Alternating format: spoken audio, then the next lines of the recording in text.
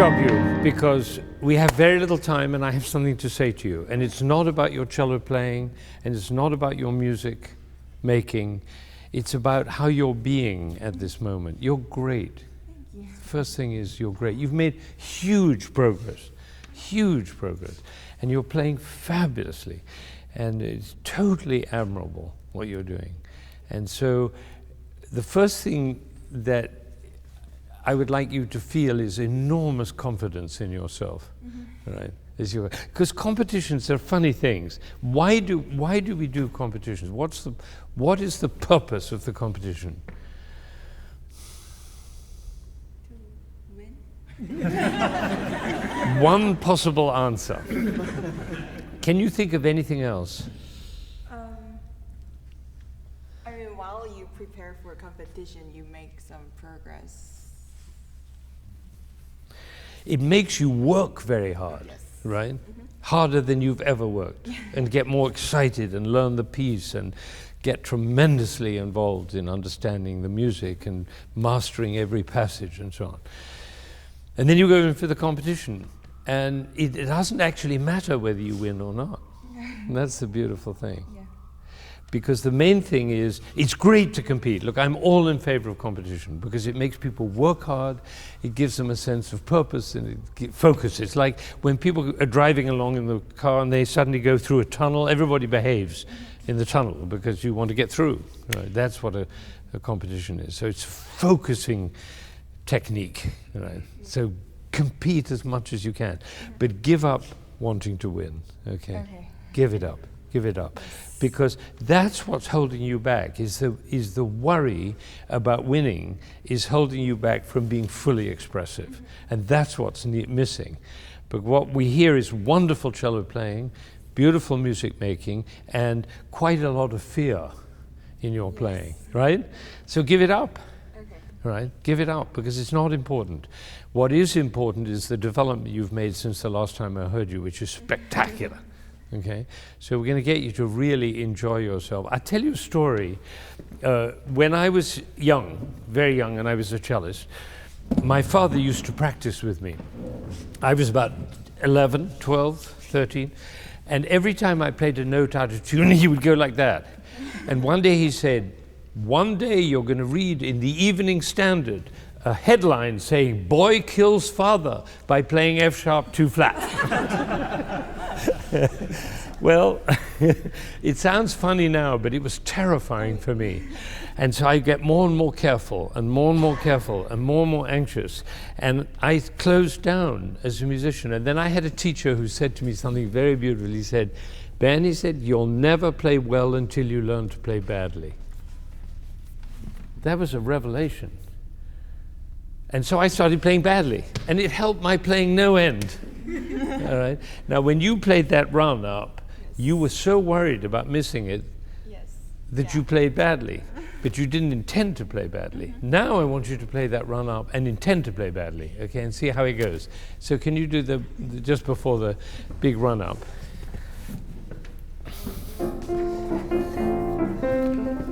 Right. There we go. There. All right, but you've got to play really badly, okay? Okay, here we go.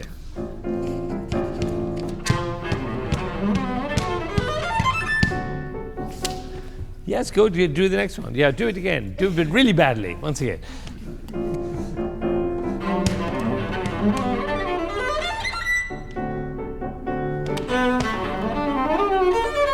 Yeah, but stop looking at your hands. Look up in the air. Right, look up. Okay, here we go. 1, 2.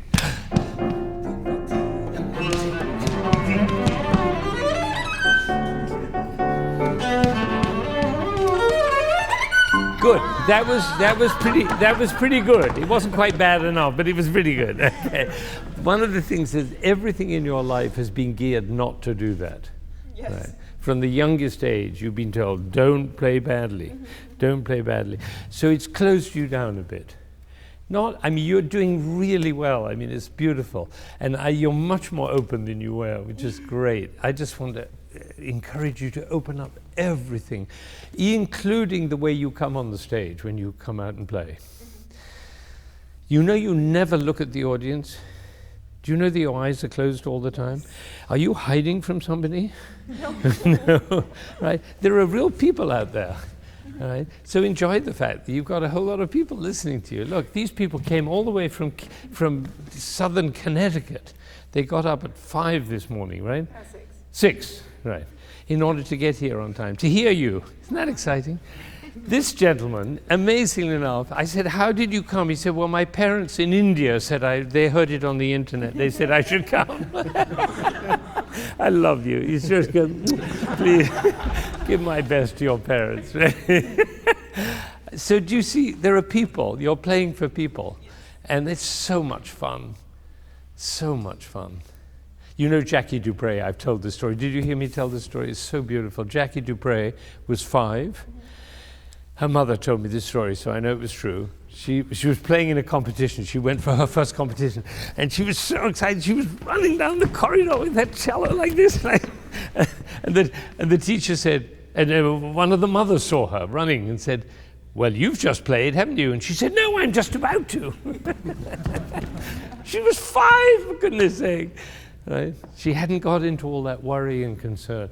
You are great. You're a wonderful player. If your age, you're in high school. You're playing the way you're playing. It's fantastic. So just relax, enjoy it, and love your audience. So begin again. Okay. And now just give everything you have. Have fun.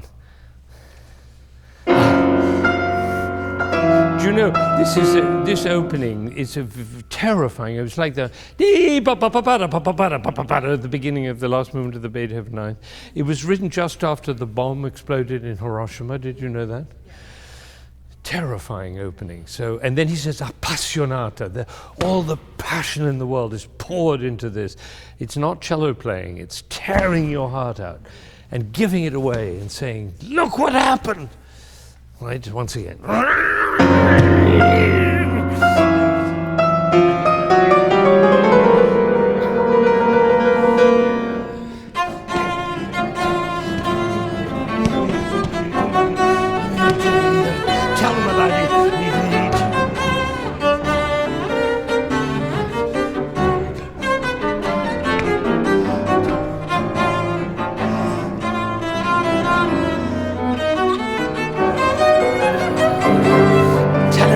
Tell him. Go on.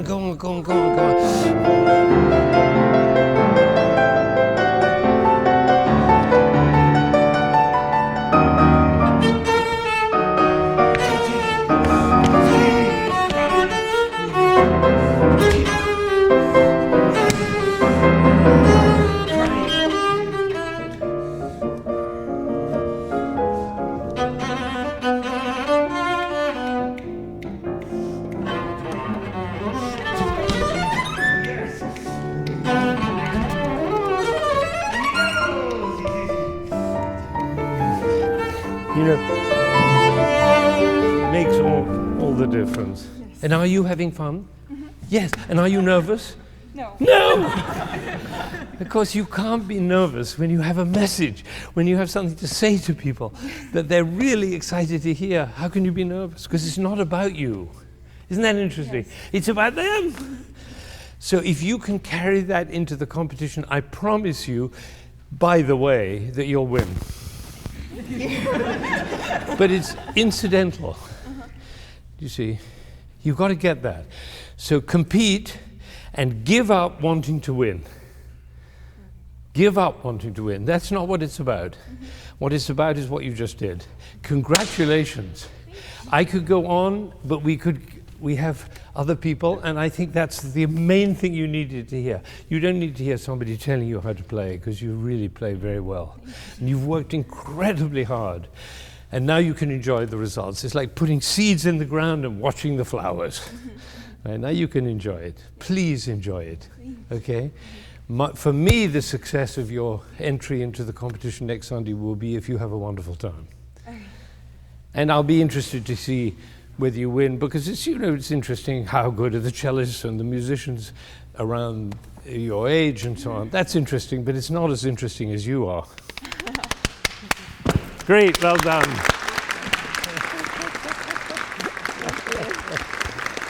Wow, look at that smile. Look at that. You know, it's so It's so important to connect with your whole being when you play the cello, because when you come out, you didn't smile. You smiled when you met me in the morning. I thought, oh, great, she's got that. It's all about relationships. You get that? Relationship with the audience, relationship with your pianist, relationship with me, relationship with with the music, and have a healthy relationship to competition, and then you'll have a wonderful life. Okay. Isn't that nice? Have a healthy relationship towards competition, and then you'll have a wonderful life.